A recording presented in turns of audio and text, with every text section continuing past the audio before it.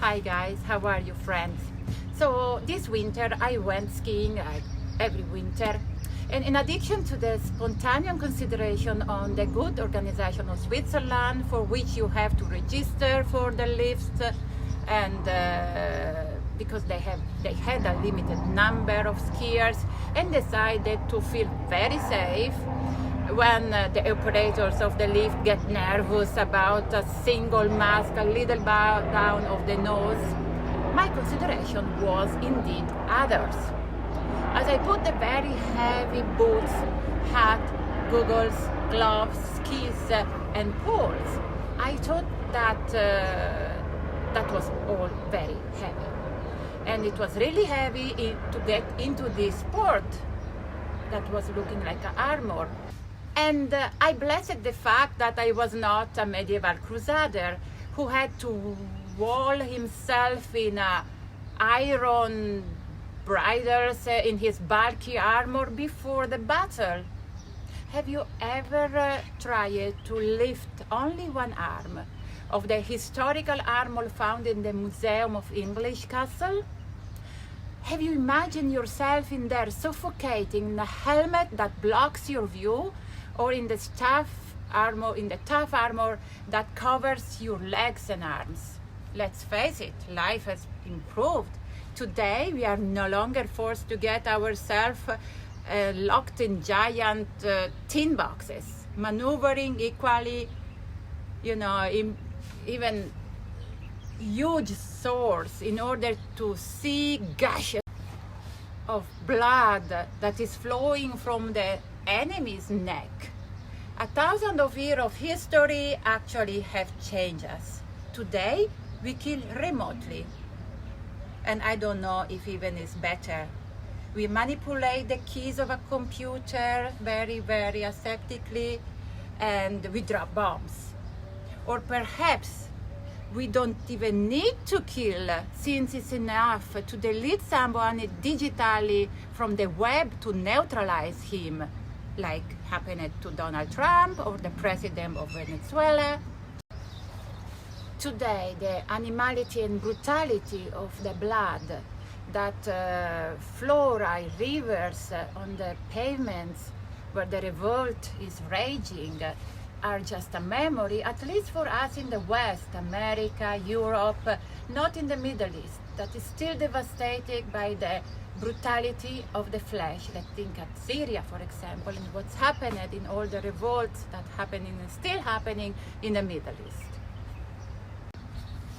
Today, we don't even have to cut a cow's throat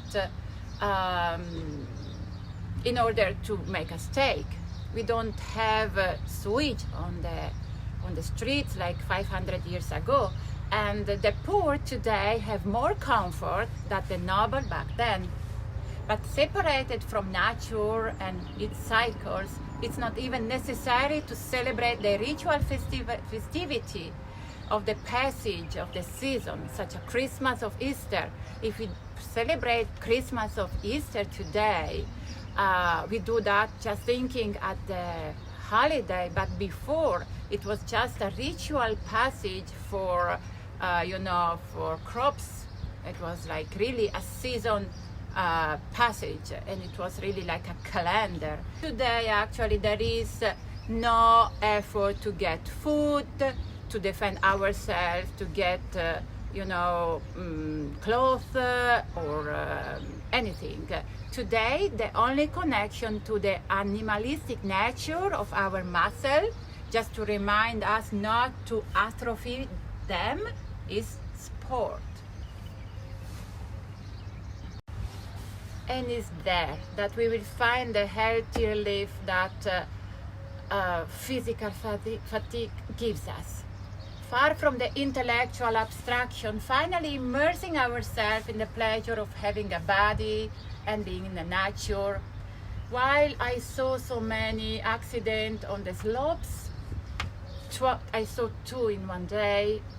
I saw this guy that was carrying a mummified body in the sleeping bag, and my stomach tightened, because when you pass near a possibly serious injured person, you feel pain and part of this personal tragedy, and you say a prayer for the unfortunate. You make sure you repeat to your children that skiing is first of all realizing what is around you, trying to make them present, physical, attentive, present in the now. Because I thought that animal cunning is something that is disappearing. The cat that jumps quickly to avoid falling into a hole, avoiding the abyss last minutes, is a skill to be developed. Refine the instinct to leap up like a dancer. This is where our animality becomes profitable and sublime.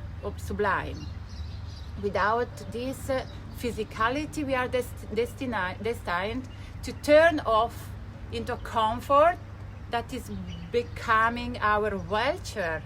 If you do not want to lose what our ancestors handled so well, the body, it is better that we do our best to detach ourselves from our cell phone and resume moving with regularity in our woods or in the sea like a deer. So did you like the video? So leave a like and we see us. Oh, there is a fish there. Oh my God. Next time. Bye.